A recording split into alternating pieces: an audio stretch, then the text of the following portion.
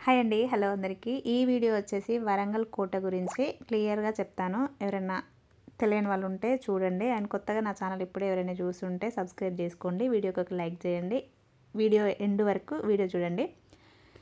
నేను పెళ్ళికి ముందు మా ఫ్రెండ్స్‌తో ఒకసారి వచ్చాను. మళ్ళీ ఇప్పుడు ఒక 20 నిమిషాల జర్నీ అంతే మేము ఇక్కడికి రావడానికి. వరంగల్‌కి దగ్గరలోనే ఉంటూ ఇక్కడికి రావడానికి 6 సంవత్సరాల టైం పట్టింది నాకు. మళ్ళీ ఇంత దగ్గర ఉంటూ ఎక్కడెక్కడి నుంచో వచ్చి చూసి వెళ్తుంటారు ఇక్కడ. కానీ దగ్గర ఉన్నా కూడా ఇన్ని సంవత్సరాలకు వచ్చాం మేమైతే. దగ్గరే ఉంది కదా, సరే ఏదో ఒక రోజు వెళ్తామే పోతామేలే అని అనుకుంటూ ఇంత టైం అయింది. పిల్లల్ని తీసుకొని వచ్చాం మేము. ఇది టైమింగ్స్ ఏంటంటే మార్నింగ్ 9 నుంచి ఈవినింగ్ 6 వరకు టైమింగ్స్. టికెట్ 25 రూపీస్ లోపలికి రావడానికి. నాకు తెలిసిన స్టోరీ కొంచెం నేను చెప్తాను. కాకతీయ రాజ్యాన్ని చివరిగా పాలించింది ప్రతాపరుద్రుడు.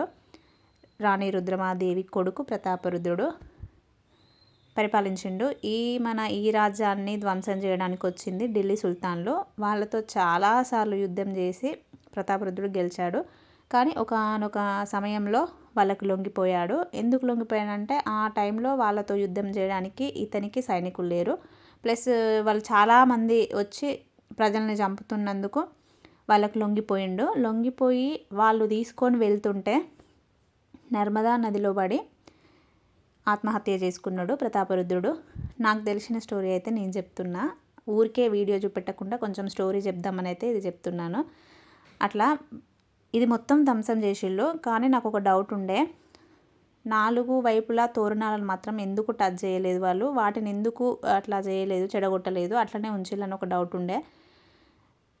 ఎందుకు చెడగొట్టలేదు అని అంటే, ఈ మధ్యలో మొత్తం దేవుళ్ళయే ఉండే, అన్నీ చిన్న చిన్న టెంపుల్స్ ఉండే, అన్ని దేవుళ్ళకి సంబంధించినవి ఉండే కాబట్టి దేవుళ్ళ వరకు మొత్తం ధ్వంసం చేసేసిళ్ళంట.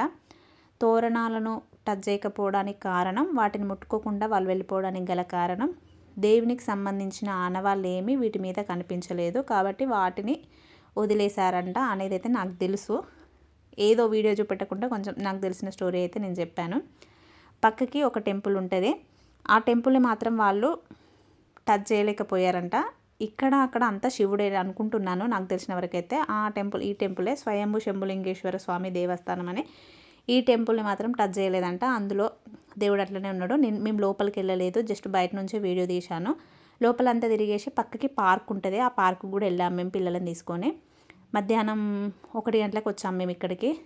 ఇక్కడ ప్లస్ పక్కకి పార్కు ఇదంతా తిరిగే వరకు 5:30 అయింది. 5:30కి బయటికి వచ్చేటప్పుడు ఆ వీడియో తీశాను టెంపుల్ది. లోపలికి వెళ్ళలేదు, అసలైతే ఓపిక లేదు. ఇంటికి వెళ్ళిపోదాం అనుకున్నాం. కానీ ఈ పక్కకే ఇది ఉంది కదా అని ఇది కూడా చూసి వెళ్దాం, ఇక్కడ దాకా వచ్చినాం కదా అని అయితే ఇక్కడికి వచ్చాము. ఇక్కడ ఏదో సినిమా సాంగ్ షూటింగ్ అయితే జరిగిందంట ఇక్కడ. అంతకుముందు ఆ స్టెప్స్ నుంచి పైకి ఎక్కనిచ్చేదంట, బట్ ఇప్పుడైతే ఎక్కనివ్వట్లేదు అటు నుంచి. మేము క్రిస్మస్ పండుగ రోజు వచ్చాము. ఆ రోజు కొంతమంది అంటే 2 డేస్ హాలిడేస్ ఉన్నాయి కదా క్రిస్మస్కి, కొంతమంది స్కూల్ పిల్లలను కూడా తీసుకొని వచ్చారు. ఈ వీడియో చివరిలో కనబడతారు పిల్లలు కూడా. ధర్మపూర్ నుంచి వచ్చారంట. నేను అక్కడ వాళ్ళ స్టూడెంట్స్ దగ్గర మేడం వాళ్ళు ఉంటే ఎక్కడి నుంచి వచ్చారు మేడం అని అడిగాను. ధర్మపురి నుంచి వచ్చామని చెప్పారు. చాలామంది ఎక్కడెక్కడి నుంచో వస్తారు. ఈ దగ్గర నియర్ బై వరంగల్ దగ్గరలో ఉన్న వాళ్ళు మాత్రం అంత ఇంట్రెస్ట్ పెట్టారు నాకు తెలిసి అయితే. కానీ పిల్లలు అయితే సండే తీసుకొని వస్తే పక్కకి పార్కులో మాత్రం ఫుల్ ఎంజాయ్ చేస్తారు పిల్లలు.